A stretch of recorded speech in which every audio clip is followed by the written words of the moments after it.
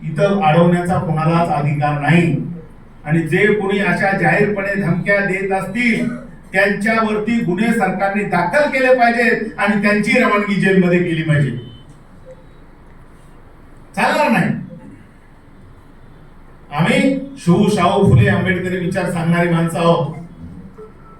आमचा विश्वास शिवाजी महाराज, बाबासाहेब आंबेडकर, महात्मा ज्योतिबा फुले यांच्या विचारावरती आमचा विश्वास आहे आणि आम्ही घाबरणार नाहीत, अजिबात कुणाच्याच बापाला घाबरणार नाहीत।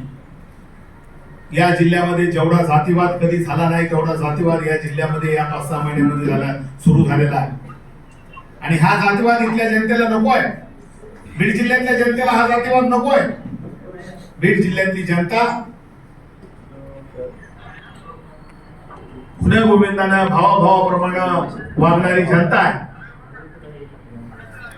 त्यांना हा प्रकार नको आहे आणि म्हणून माझं त्यांनाही सांगणं आहे, धमक्या देणाऱ्यांना सरकारलाही विनंती आहे, जे कोणी धमक्या देणारे आहेत त्या धमक्या देणाऱ्यांना जेलमध्ये टाकण्याचं काम सरकारनं करावं असं मी आपल्या मार्फत सरकारला आव्हान करतोय, विनंती करतोय। धन्यवाद। आपल्याला काय विचारायचं असेल तर विचारा।